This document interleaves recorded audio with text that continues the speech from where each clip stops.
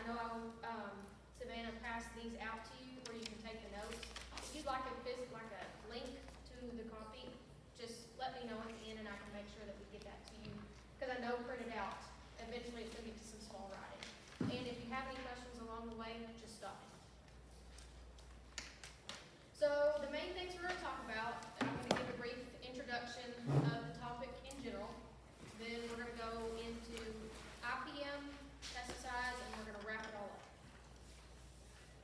Okay, so as an introduction, IPM and pesticides together are arguably some of the most important topics when it comes to gardening or growing anything, whether it's in your backyard, in a garden, a vegetable garden, your flower garden, or on a commercial scale out in the field down the road from your house. So today, what we're going to talk about is the basics of pest management and how you can control some of these pesky pests. Okay, so in case you didn't know, IPM stands for Integrated Pest Management. And Integrated Pest Management is a large lump sum category that evaluates how to control different pests by following strategic steps.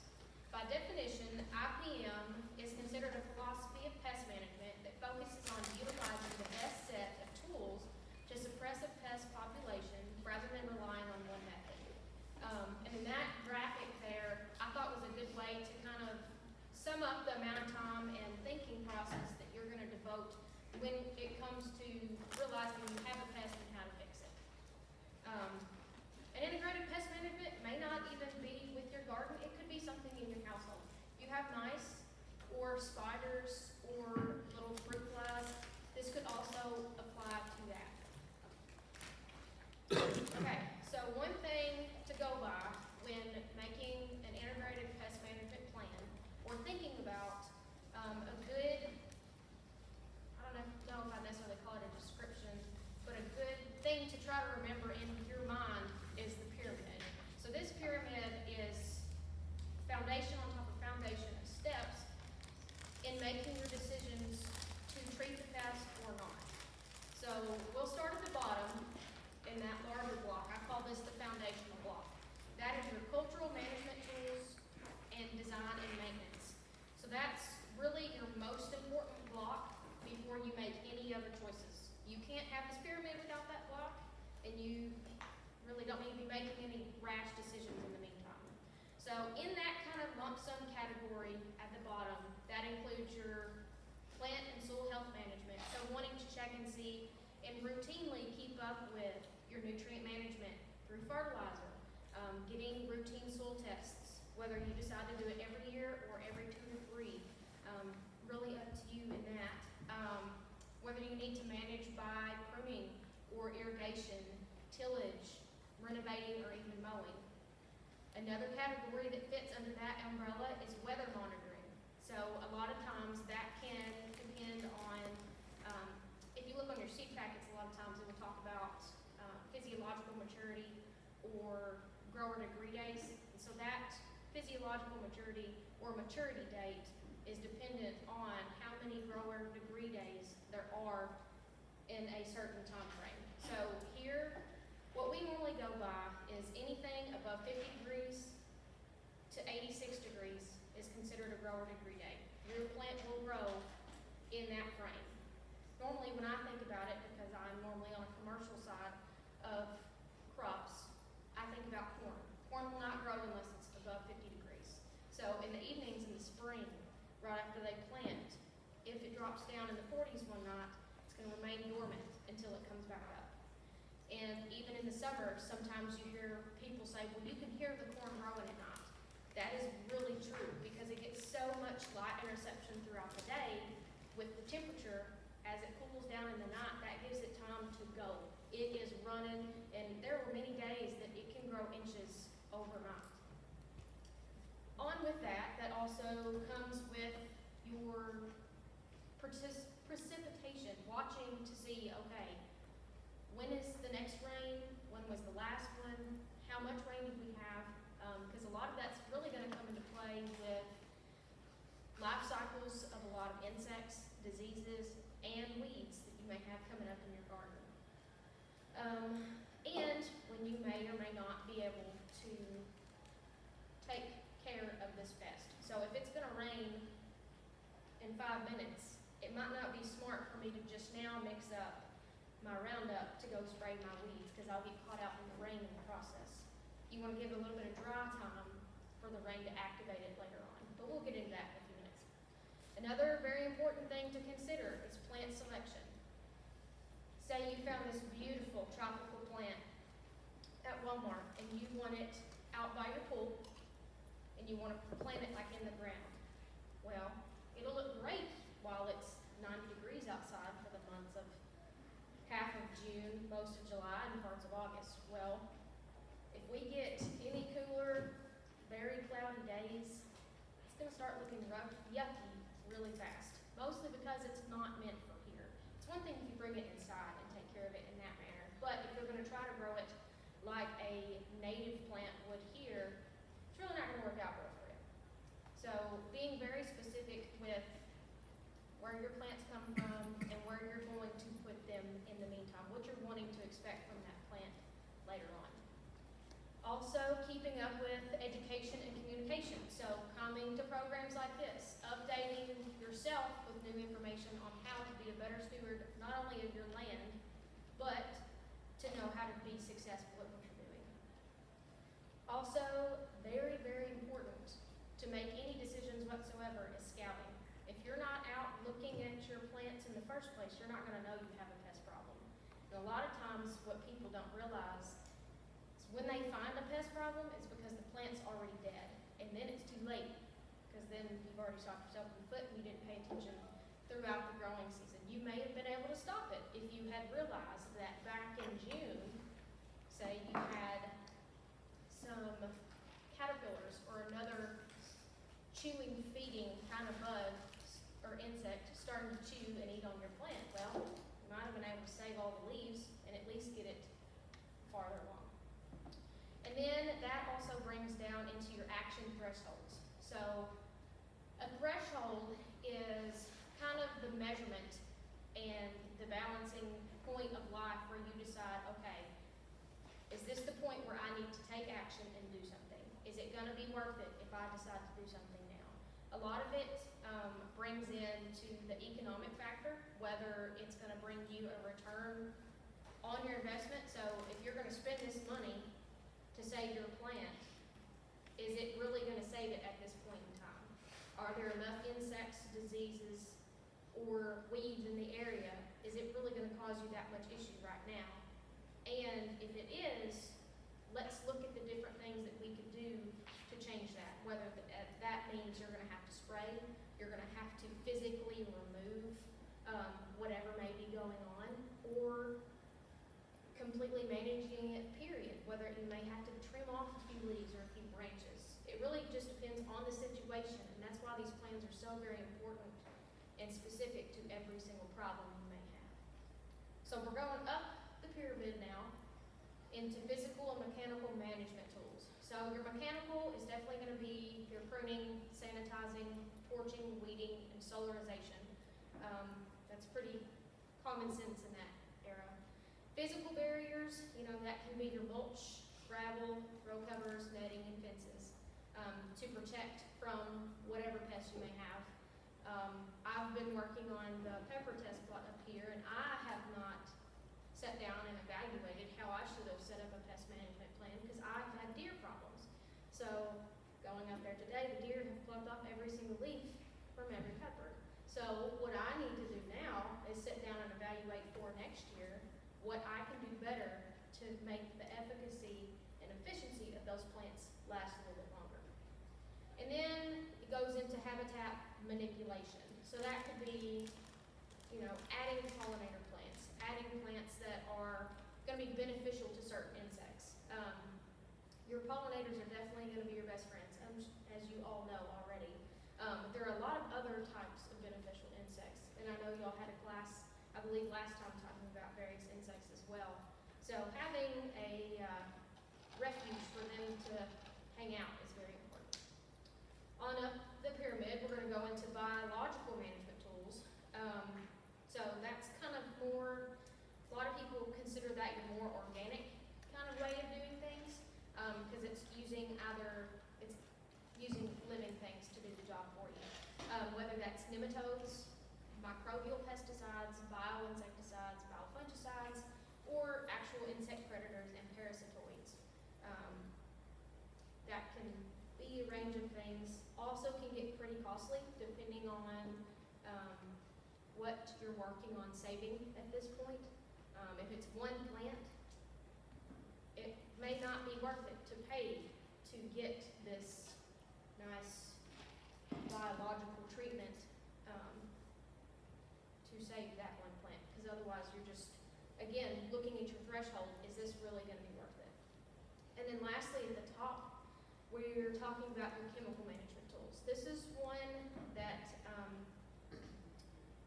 a lot of people typically go to first. A lot of times it seems to be the easiest quick fix. In certain scenarios, it definitely can and will be. Others, you also got to consider the cost. Like with everything at the grocery store and gas and everything else, everything's expensive. And for the small, minute rate that you would need to treat such a small area, is it really going to be worth it for you to pay for a whole gallon when you need only 2 ounces? So with that comes some minimum risk products like the horticultural oils and soaps. A lot of people use those. There's very little risk with that, and normally very good reward. Microbial and biochemical pesticides, and then your normal insecticides, herbicides, fungicides, and rodenticides. Which this particular graphic was used for management of a school ground, so that's why it talks about permitted on school or municipal properties, stuff like that. But a lot of times when it comes to realizing you have a pest problem and you want to take care of it or figure out how to take care of it, coming back to this triangle or pyramid principle is going to be very crucial. So essentially, like we just talked about, monitoring is your very first step. Monitoring for insects, weeds, and diseases allows the populations to be caught when they're easiest to manage, and suppression will be more successful. So with that, your main rules or guidelines to go through are regularly inspect your plants. It doesn't necessarily have to be every day, but I would definitely, especially knowing that you're all in here to become better stewards and more successful at what you do, I already know that you normally try to take good care of your plants. So this is just an added check, you know. If you think about calling a friend, think about checking on your plants, kind of thing. Check for signs and symptoms of pest presence. So and it doesn't exactly have to be the physical pest. It could be you have a few bite marks or holes in some of your leaves. You have some browning of your leaves or yellowing. You have stony growth. You have parts of your plant that are falling off for some weird reason. So keeping an eye on things, even a big popular one is insect waste. A lot of people don't realize that that is one of the most very important factors when trying to figure out what issue you have going on. Continue to check for things like that, and if it needs it, then you can see about putting out insect traps for monitoring populations if you have an insect problem. And then pay attention to your weather data and prediction models for various pest emergence. So when it comes to the prediction models, a lot of this comes with commercial instances, but one that would apply to most of you if you grow apple trees in the area.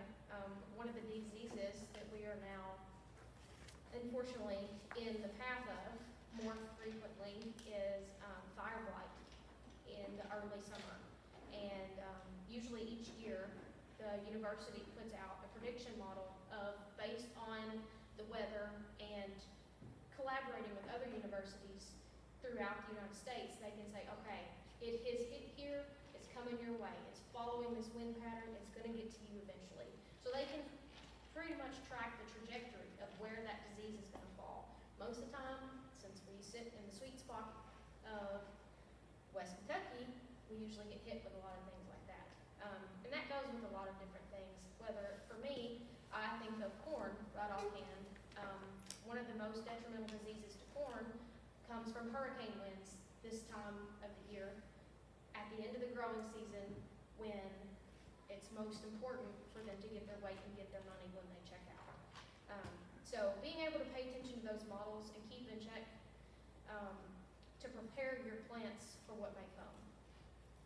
And that also goes with frost. I know most of you will go out and lay a sheet and protect it from the frost. That is another way to protect your plants, not only protecting it from the weather, but from other pests that could, expire during that same time frame. Another thing to check on, like we talked about, was the identifying the pests and the thresholds. So after you monitor them, you really need to sit down and be like, okay, what is going on? What is this actual pest? What is causing this problem? If you need to reach out, we're here as a resource. If you are unsure what is really going on, that's when you call us and say, hey, I really don't know what this is. Can you help me figure out what it is so we can get it solved? And that will then also, like we talked about, help you establish what that true threshold is to figure out whether or not you need to treat it now, or you can wait a few weeks. If a rain coming is going to help you, that's another thing to consider. So having those conversations, not being afraid to have those conversations with us, is a very good thing. It can definitely save you some money in your pocket, for sure. And then lastly, coming with your action thresholds and your evaluation. So after you've decided what's truly going on, you've now decided how to manage it, then comes the evaluation. Did it work? Would I do this again? Did I save any money doing this, or should I just let it go? Because a lot of times, different things just come and go.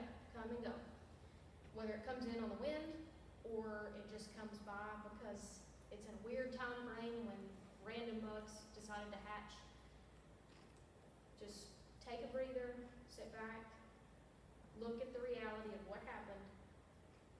If you could have gone back, what would you change? And did it really fix it, or would that solve it if you changed it?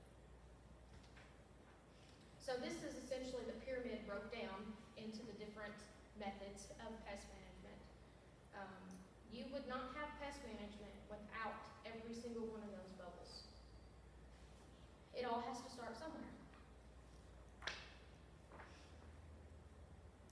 So that's all that I have for the IPM part.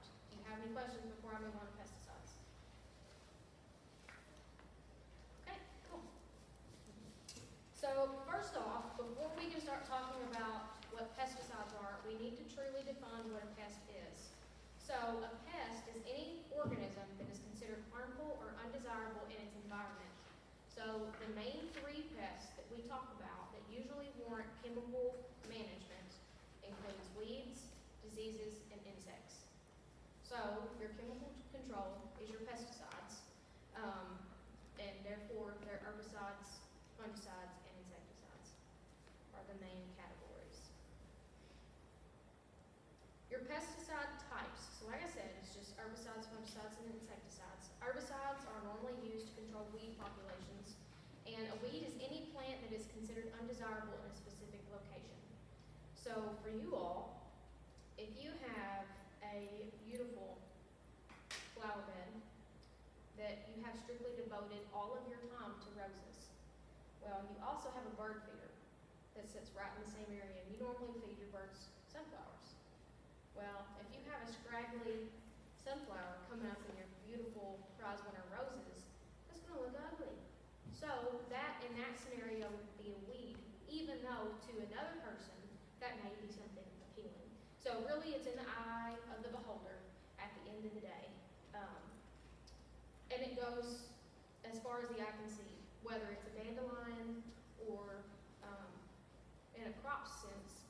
A lot of times you'll see in farmers' fields, if you're driving down the road, you'll see a beautiful bean field, and then randomly you'll see an ear of corn popping out the top. That's going to be a weed. So you would look at using an herbicide. And the picture I chose was Roundup. Normally that's the most common that people think about when they think of herbicides. I've got an example of that on the far end table down there.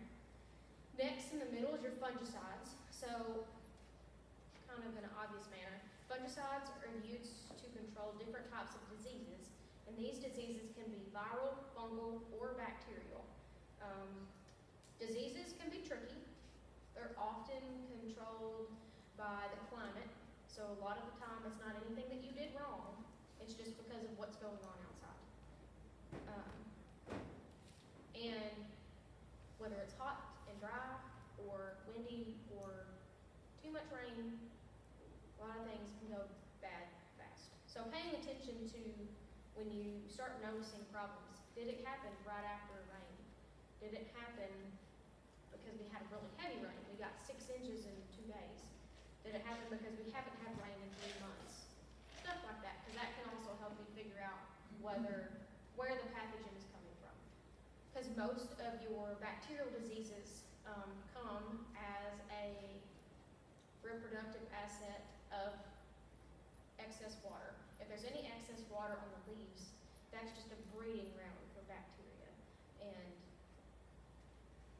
other things to thrive. On into the next one is your insecticides. They control insects, but there's also other chemical means to control other bugs like mites, fleas, and like we talked about the rodenticides for rodents. There we go. And those come in a variety of different things, and I'll show you in a minute the different types of or formulations of these chemicals, because they can come in all shapes, sizes, and colors as well. And that can also be confusing when you read a publication that we send you or you see shared and it's ounces or pints or gallons or dry flowable pounds. You never know until you read through all of it. Okay, so I know this is a lot, but it's definitely information to know. So every chemical is broke down into completely different categories. So for herbicides, we're going to start out with it. When it comes to herbicides, you have selective versus non-selective herbicides. What that means is some herbicides are specific to killing a few types of weeds, like a spot treatment.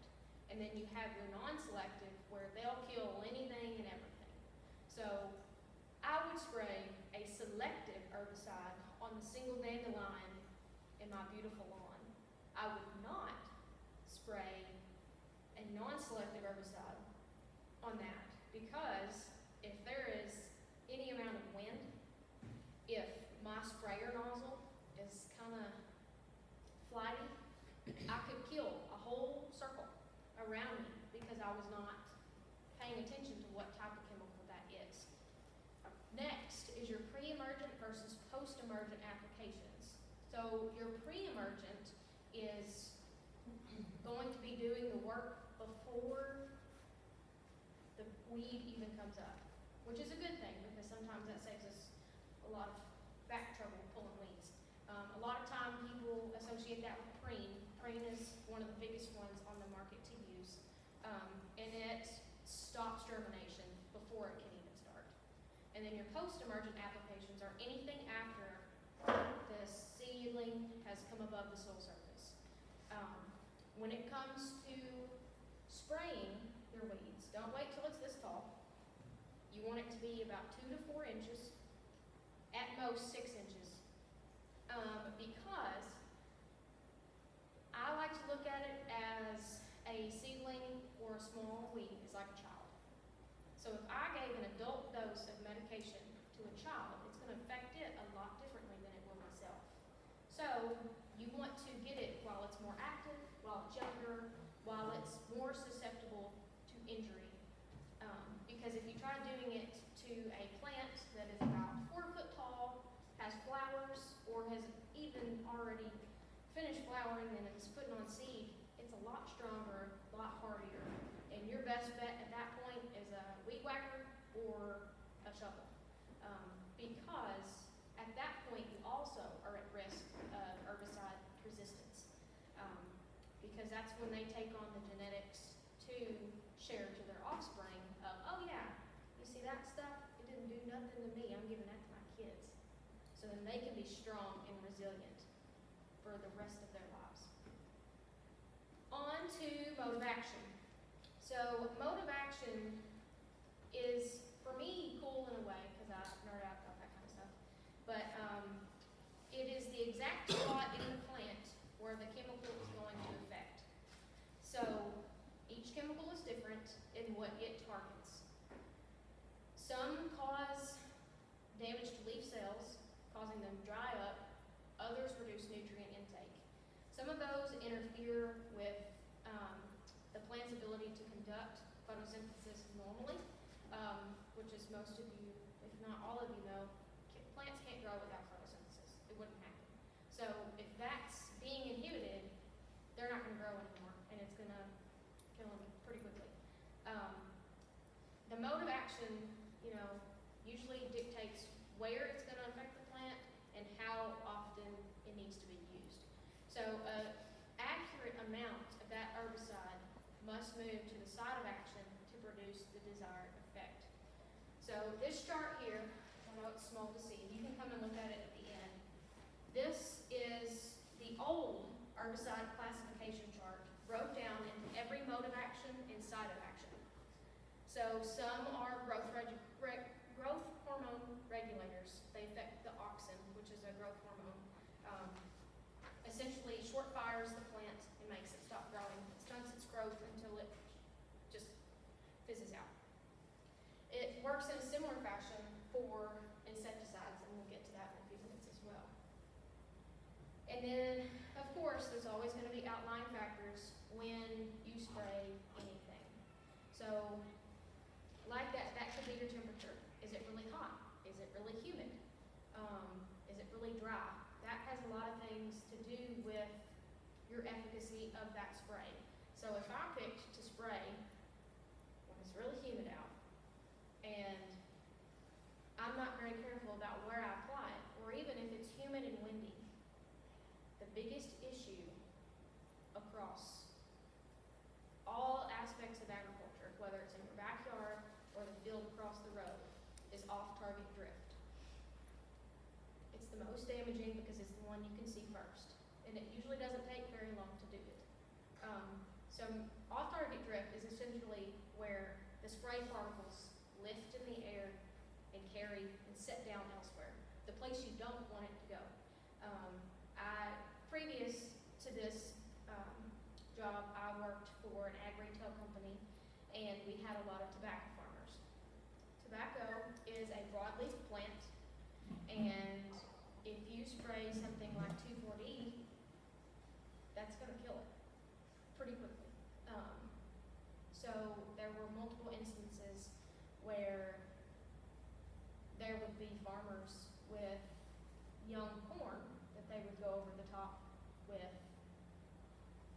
2,4-D, not realizing what the humidity or the wind was doing that day. So the spray remained in the air column, so like it looks or simulates kind of like driving down a dirt road. You know how a dust cloud lifts and just kind of hangs? That's what it does. It stays in the air column, it doesn't move. When it moves is when the wind picks it up, drops it. The bottom falls out, and it does whatever it wants to whatever is there. So it's 9 times out of 10, it's likely that the chemical that they just spent hundreds of thousands of dollars on for that field that it was intended for barely made a drop because it's in the air and it drifted to somewhere else it's not supposed to be. A lot of issues happen too on spring days when farmers are doing broadcast applications for a burn. It's called burn down, killing all the weeds off in their field before they decide to plant. Well, if it was like this last spring, it's really windy, and you only have so many days to get out in the field before it gets real wet and sloppy. Well, if you're not careful and your booms are too high or you're too careless with how you're spraying, that off-target drift can take out everything in your landowner's flower beds. I had a call from a farmer that I've been working with. He was very upset, very distraught, saying that the wind changed trajectory while he was in the field and carried his chemical into this lady's yard and destroyed destroyed a lot of her flowers. Not completely destroyed, but caused a lot of damage, a lot of physical, visual damage. A lot of times plants are resilient enough, especially when they're young and vibrant, it's not going to take long for them to grow out of it. And a lot of times, as you know, once a flower blooms, it drops its petals. So the ugliness is going to only last a few days, but the concentration is where it gets you. As long as you can pay attention to your concentration, if you are in control, knowing what's in your environment and what's around you, you can take care of it just fine. It's just very important to watch your surroundings and make sure you know what you're doing. That's when calling and asking questions can be very vital to your operation. With that, back off of my tangent there, your leaf surface area.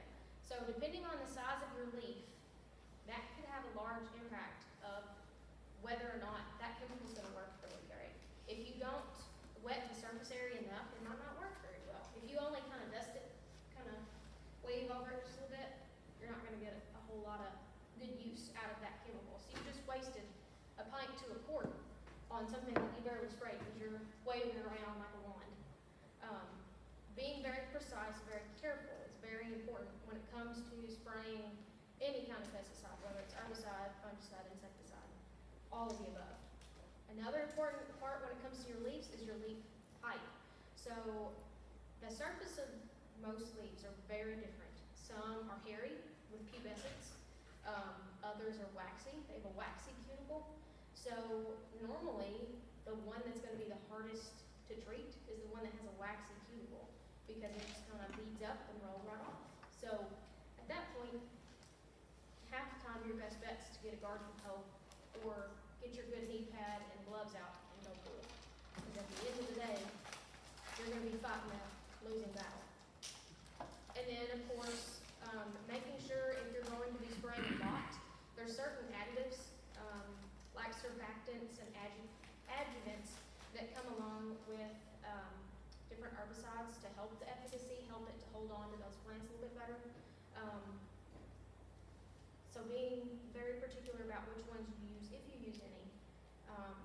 And then, of course, the humidity, the size of your plant, and then other stress factors in the area. Okay, fungicides. So fungicides work in a contact versus systemic way. So contact is it's going to affect where it is sprayed. So say that I put something on my hand, it's only going to affect my hand. That is a contact spray. If I used a systemic, if I spray my hand, it's going to go through my pores and go circulate through the rest of my body. It works in the system of the plant. Most of the time, those work better, and they work over a long duration of time because it's not just going to wash off with the rain, essentially, because it's already making its way in the plant and kind of fighting it for you. I like to think of it more of like a antibiotic in a kind of way because you take it and then it's fighting for you on the inside. And then, aside from that, we also have rates and spray intervals. So this becomes very important when it comes to spraying chemicals like this. I think to all three because it's chemicals, the most for fungicides and insecticides, because as a general rule, if you know that you are going to spray a chemical, you're not going to want to walk into it because you see what it does to a plant. What's it going to do to you, right? I think of it a lot as like body spray or cologne or perfume. You smell it before you see it. So it's kind of the similar sense there of spray it and leave it. Most of the time on your label, which we'll get to talking about a label in a minute, most of the time on your label it will tell you about a re-entry interval time. For different chemicals it's longer than others. Again, in a crop sense, for certain chemicals, you cannot re-enter that field for a week because of its activity still within that ecosystem. So make sure you pay attention to that because that has a large impact on your personal safety more than it does the actual treatment And a lot of times too, it's kind of like a booster shot in a way. So if you go in and you spray it once to take care of what's going on, you wait your interval time. If you don't see a change, then at times it can warrant a second spray. So there's your booster spray to come in and just smack it right in the mouth and you're good. And that will hopefully get you on to the next phase where it can grow out of it. Next is insecticides. So as a personal rule for myself, we are a lot more like bugs than we realize. So, because we have a working brain, body, we eat, we drink, we expel waste, we sleep. Very similar to bug. So, think about that when you are spraying these insecticides. Be very careful because, and I'm not saying this to scare you, I'm saying this so you are aware that this is the real deal. If you're spraying it to kill something that's also living, that has legs and moves and a brain that works, how do you think it can affect you? We'll get into that with safety and exposure in a minute. But like we talked about with the insecticides, mode of action is very important. So, along with how we are a lot more like bugs, insecticides normally affect the nervous system. So whether it's by actual contact of the insecticide on the body of the insect or them eating it, it's going to infect them internally. So they're pretty much going to short circuit, seize, and die. A lot of times it affects their nervous system to the point where their muscles start to short fire and they're going so fast they just stop. So in certain instances, if you have too much of that chemical exposure to yourself, sometimes you can feel a little buggy. I've been there and I've done it. It's not a fun feeling. And I don't recommend anyone to do it carelessly, because that's how you get hurt. So, back to mode of actions. Like I said, a lot of the products with different modes of actions target the muscles, insect development and metamorphosis, or different parts of the nervous system distinctive to that specific insect. And a lot of times the active ingredients in organic insecticides typically come from plant extracts like pyrethrin or neem. Also, another one that a lot of people don't think about is nicotine. Believe it or not, nicotine is one of the most popular chemical bases or compounds that are in specific insecticides in a commercial sense. So then it's like, oh, well, I know so-and-so, they smoke cigarettes. Nicotine is in tobacco. So thinking about how that's truly affecting the whole body, not just, and again, size comes into a big factor. So a little bug compared to my full-size body, my acute exposure is going to be very different than this bug's. So a very small dose can do a lot to that little bug. And a lot of these products definitely come from the soil, like soil microorganisms like BT, Bacillus thuringiensis, I think is how you say it. It's used a lot in, for me, a lot in corn production. Is used as a way to attract insects in the field as a refuge. So now corn is sold in a bag, and some seeds are treated with the BT and other seeds are not. They're the genetics that you're paying for. They're treated two different colors. A lot of times it's purple and green. So they do a refuge in the bag. So you plant your 50-pound bag of corn and you have little small refuges across your field.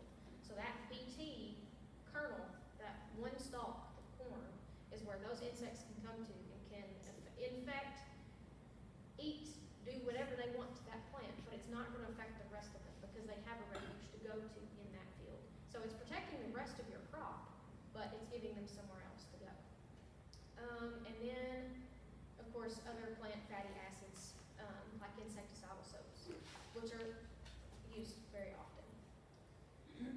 Broad spectrum versus selective insecticides. So this is kind of the same principle as as with the herbicides. So making sure that you are spraying specific to what you're wanting to kill.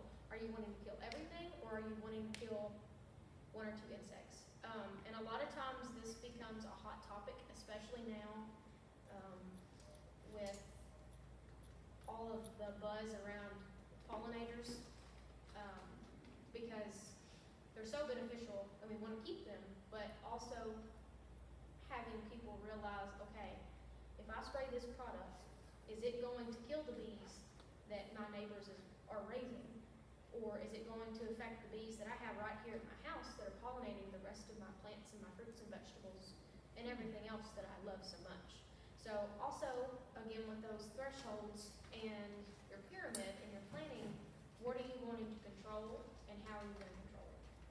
So your insecticides, like I said, can be classified as broad spectrum or selective. So the broad spectrum kill a variety, whether it's caterpillars, beetles, or aphids, or selective kill only one type of insect, whether it's only caterpillars, or only beetles, or only whatever you can possibly think of. And like I said, it can help to preserve your beneficial species. And then lastly is your contact versus systemic insecticides. So kind of like what I was talking about a while ago.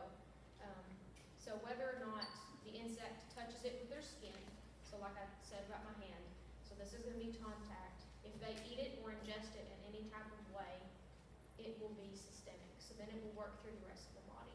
A lot of times it's only going to, so like the 7 dust picture I showed you all earlier, that's how 7 dust works. A lot of times it is a contact, but so that deters them from wanting to eat the plant because it's dusty over.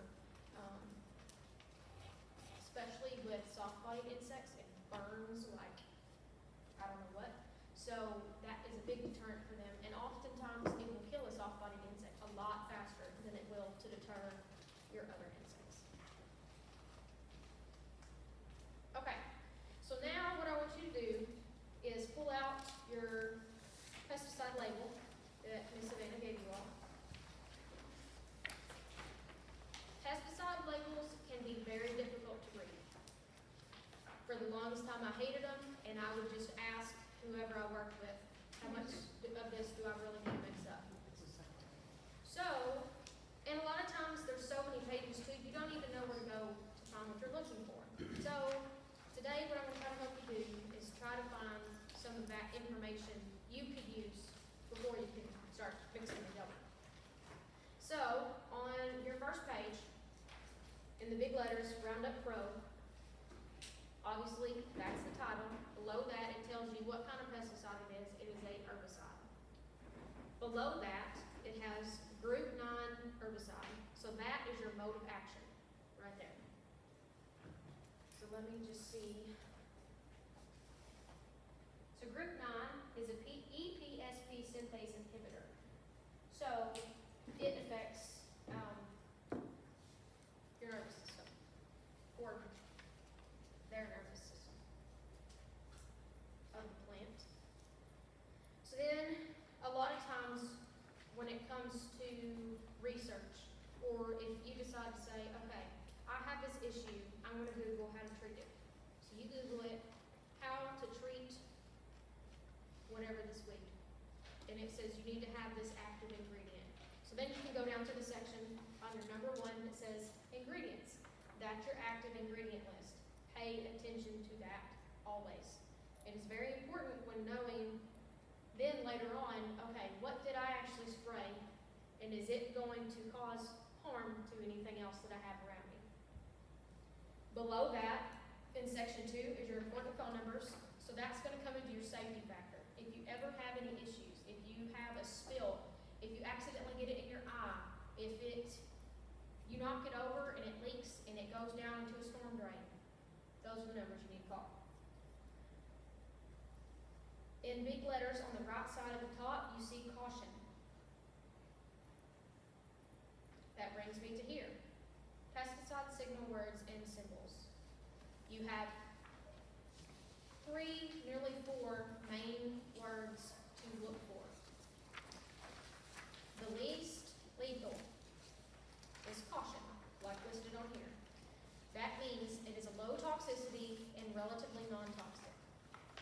approximate lethal human dose is 1 tablespoon to 1 pint or more. That's if ingested, not if you accidentally spill it on you. However, I would definitely be very careful. Go wash off as soon as you possibly can, warm water and soap.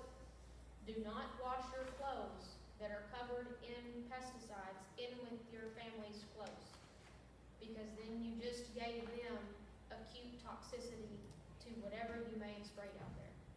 So if I sprayed a danger poison chemical and I had a little bit of splashback on me when I'm mixing, and I throw it in with my kids in my husband's clothes and I wash that, that's a toxicity that now they're going to be exposed to. They were no way near it. It was just because I was careless about my clothes. So make sure to wash that separately. Run it on a very good cycle. Put it separate. Don't even put it in the same hamper. Keep it separate from everything. Even with the towels, after you rinse off, get all of that chemical off of you. Keep your towels separate. Keep your hand towels, your full body towels separate from the rest of your stuff, because you don't want to contaminate anybody else until you can keep it concealed, wash it, and then it's good to go. The next level up from caution is warning. So caution in that picture, that's normally what caution is going to be signified as, is that triangle with an exclamation point. Warning is going to be the orange diamond, and it usually says warning in it on a label, if there is a symbol. It is moderately toxic, and approximate lethal human dose is 1 teaspoon to 1 tablespoon. And then, of course, the worst and the most lethal is highly toxic or harmful to the skin and eyes, which is the danger poison or danger. And then the approximate lethal dose is a few drops to a teaspoon of this insecticide. So if you cough and you breathe in while you are spraying, you just ingested that lethal chemical. So then you have to consider, okay, where is that phone number? It's right over here. Now you know who to call. Let's see, before we switch. And it also on the label will tell you if you get it in your eyes, if you ingest it, if it's on your skin. It'll usually list how to take care of that and who you should call or what you should do. There's always going to be a listed environmental hazards as well as physical or chemical. Flipping on to the next page is the large directions for use. I'm going to tell you this because I'm also human, and I know this is a lot to read, and it's very small font. Just have common sense when you are spraying chemicals, because if you have the intent to kill something, it can kill something or hurt something else. So be very careful when you are using these chemicals. Normally it's good to at least skim over this part of the label, because if you are spraying it in a non-agriculture use environment, it can be, and if something happens, a lot of times this label becomes very important on down the road in documentation if you caused off-target drift and caused damage to someone else. So this is normally your jail, free ticket out of jail, because it will help back you up in the end. On down from that is your storage and disposal. Most of the time, go ahead and go to that. And I'll go back. So storage and disposal, you want to use and store them away from children and animals. Do not keep them in the house. Keep them in the garage if you can. I understand that most of the time that's going to mean that there's going to be some temperature fluctuations. When it comes to keeping chemicals, and I'm bad about this myself, try to buy and use only what you need. Because when those temperatures fluctuate, they also fluctuate the efficacy of that product. So if it gets really, really hot, most of the time, it's gonna be hotter in your garage than it is outside. So that's gonna change the integrity and the efficacy of that chemical working as well as it needs to. So just pay attention to that. And then for your disposal, a lot of times, different companies will take the empty containers back. I haven't yet had it confirmed whether or not you can drop off here at the landfill or not, but normally the rule of thumb is to rinse out your jug 3 times. Do not pour it down the drain, because that leads to other places. But just be careful. If you have any residue left, try to put it where you were already spraying. So kind of spray out the rest of what you have. If you have to rinse it and pour it out, do it in a spot that's not going to cause harm to anything else that you may have. So if I'm spraying a weed killer and I'm rinsing out my jug and I pour it back on my yard, well, that's going to leave a big dead spot. So just be cautious and, pay attention to where you're putting your things. Yes, never reuse those jugs unless you are putting the same chemical that was originally in that jug. A lot of times, people will get theirs already pre-mixed and put it in their spray tank, and then they don't use it all, so they pour it back in their jug. It's okay, just be very careful, because when you mix and handle those chemicals is when the most frequency of exposures to those chemicals happen. So the most of your splashbacks, your spills, if you don't decide to put your gloves on or your mask on until you're starting to spray, you've already exposed yourself because you have it on your handle, you have it on the pump, you have it on the sprayer nozzle, all the above. So you just have it all over your hands, then you put it in your gloves, so it's just in your gloves now. So then you need complete new pair of gloves. So just kind of think steps through. It's kind of like with germs. You don't want to touch your face, you don't want to touch your nose, your eyes, or mouth. Wash your hands. Wash your hands.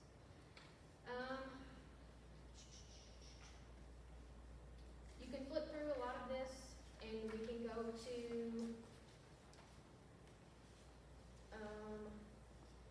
mixing. So every single label will tell you the tank mixing procedure, because not all chemicals like to mix well with others.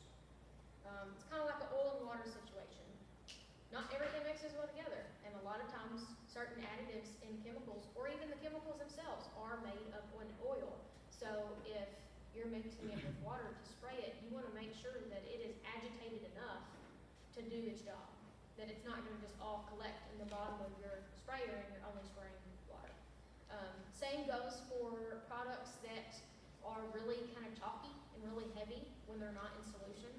So a lot of times there's chemicals, kind of like how pulp does in orange juice, it settles at the bottom. You want to shake it up really good, make sure that it's completely mixed throughout as you spray, because if it doesn't, you're not spraying the true chemical. You're only spraying the watered down version. It will also tell you the exact rates that you need to spray at on every single label. So you don't always need to spray the whole jug that you just bought at Walmart. A lot of times it's only a few ounces.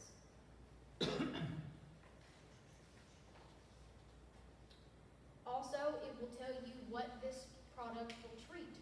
If you go to the next page, on page 5, under the 8 category, it will tell you everything that can be sprayed with this product, which is very important. You can click on through.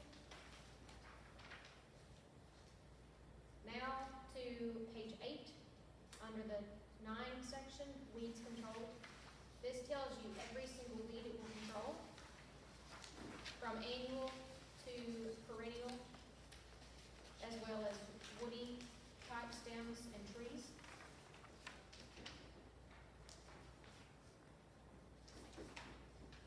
And there it will also tell you the rates at which to spray for that weed.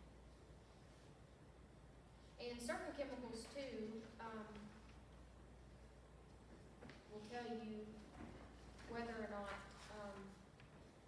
a specific plant is protected.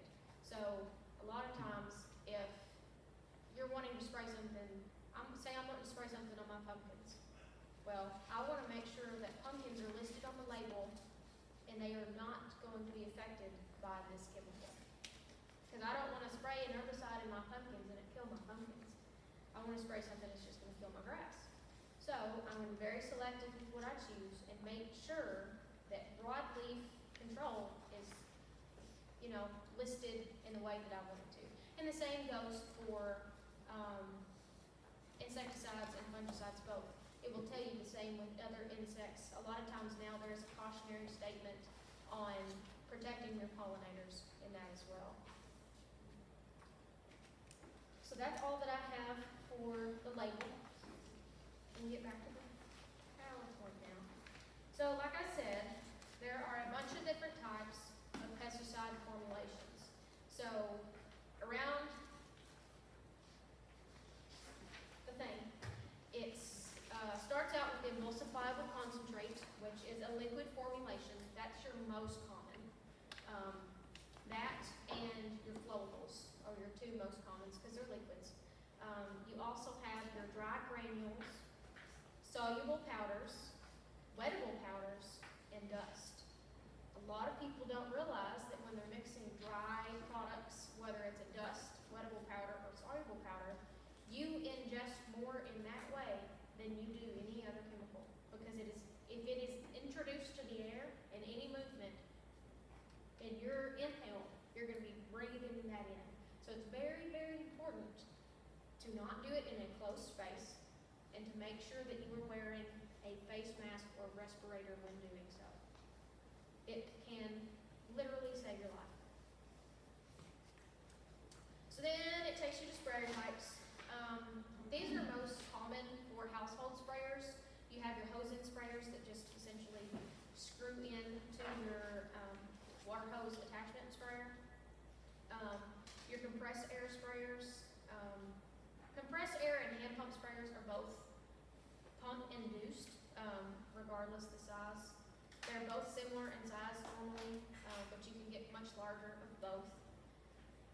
The compressed air sprayers are probably the most common that people see around, and probably the most easily accessible. And then you have your hand pump sprayers as well.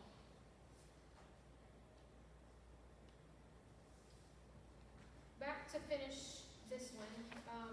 So like I said, you will be very careful when you mix your pesticides. Follow the label as it goes. A lot of times too, it will recommend to do a tank mix procedure or a simulation. So mix and jar is what they call it. So you get a mason jar or a sauce or salsa jar, and you do a 1-to-1 ratio of every part of what's going into your mix.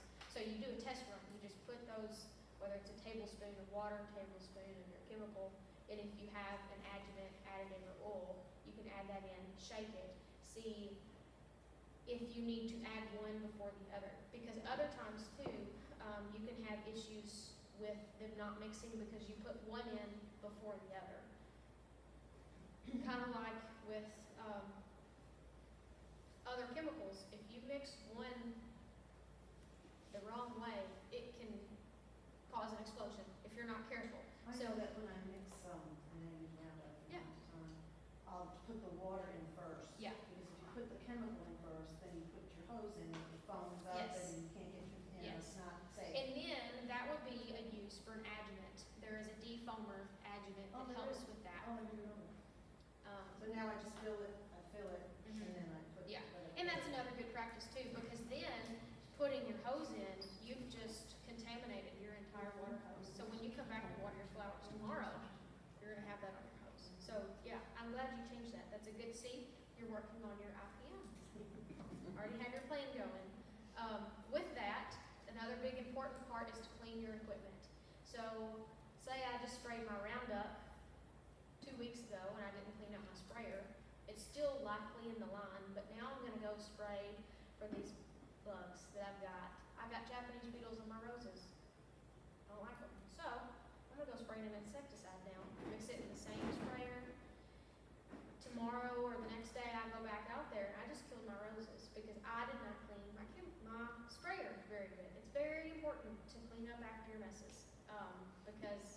Just like the perfume, you can smell it before you see it. Sprayer calibration. This is listed in your manual, which we don't have to look at right now. Just want to let you know that it's there. Calibrating your sprayer can save you time and money. It may take you some time up front, but at the end of the day, testing your equipment will help you know that it is doing what you want it to do. Because if I have an old nozzle that I haven't changed out, I've been using some really chunky chemicals. Well, nozzles, like a lot of other things, can get clogged. So if I don't run those lines, I'm not going to know that it's going to get clogged. So make sure that you're testing that equipment. And sometimes it's the screens. There's screens that go in those nozzles, and if they get clogged up, trying to filter out some of the junk that may be coming through your hose, you're not going to be pushing out any chemical. And you're wondering, well, what's wrong with my sprayer? I need to buy a new one. Well, you can just save $30 and just clean your screen from your nozzle. Okay, now comes to the safety talk. This is normally a boring part, but very, very important. So your personal protective equipment, also known as PPE, is also listed on every pesticide label. And it's very important. It can protect your skin, eyes, digestive and respiratory systems from coming in contact with or ingesting these chemicals. PPE should be worn when handling, using, cleaning, and storing these chemicals. Most often, the PPE recommended for these products include gloves, goggles or eye protective wear, a mask or respirator. It is always good practice to make sure to wash your hands well with soap and water after using. And as I said, when we looked at the label, each label is going to show the numbers of who you should call if something truly does happen. Safety. Your safety is ultimately up to you.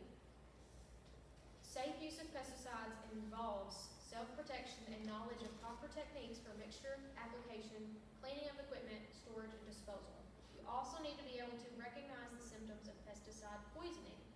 On the chemicals especially that have the danger or danger poison, even the warning labels, they will list on the label what some of those signs are. So if you start to notice, a lot of times it happens with digestive system or respiratory failure,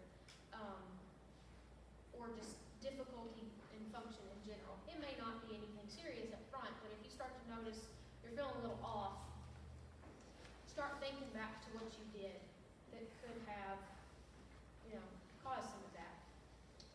So definitely use safety precautions as described, and treat all pesticides with respect, taking care to always follow the label directions.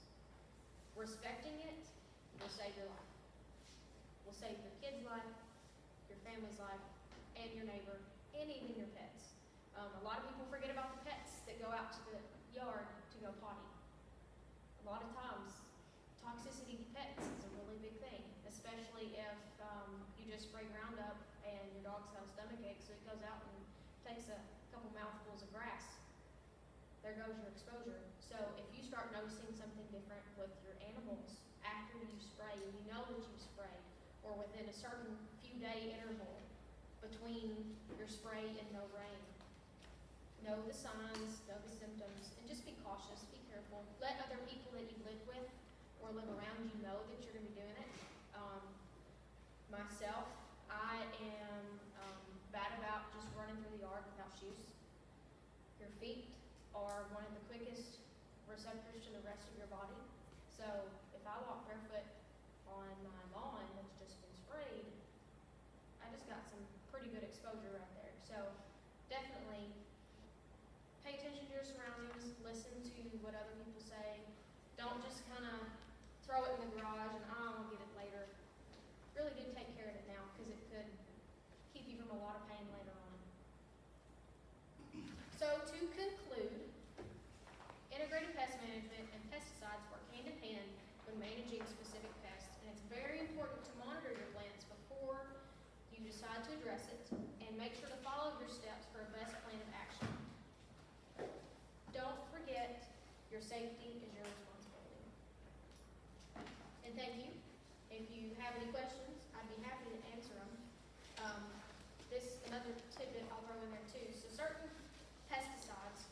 whether it's herbicide, insecticide, or fungicide, are restricted. Most of your products that you have access to, all of the products just about that you have access to, are going to be general use products. So you don't have to have a license to go buy them at Walmart. Whereas if you have something that's going to need a little bit more of a hardcore kick, so you're trying to clear out some brush and you need a little more potent 2,4-D to knock it out. Well, that will be warrant for a restricted use pesticide, and that would mean a call to me. I am the private applicator certification lady for McCracken County, so if you have a chemical that you need, or you have desire to spray a certain chemical and you need that license, contact me. I'll be happy to sit down with you and work on getting you that license. It's not very difficult, just takes a little bit of time, a little bit of patience. But that would allow you to get your license to where you then can go to, whether it be Phelps Farm Store or a commercial ag retail store, and buy those certain chemicals that need, a little bit harder dose to take care of what you've got going on. With that too, if you like to keep up with what you're doing, we also have record keeping books for what you spray, and I can get more copies. So in the record form, it's the location, application date, applicator name, the product treated, how much is treated, purpose of application, and then your product information with that. So, and then also another one of those things that kind of protects you if anything goes wrong in the future. We also have weed control recommendations. If you have some issues, some pesky little weeds that are causing you some misery, I can also help you with that as well. But yeah, you're free to come up and look at some of this stuff. These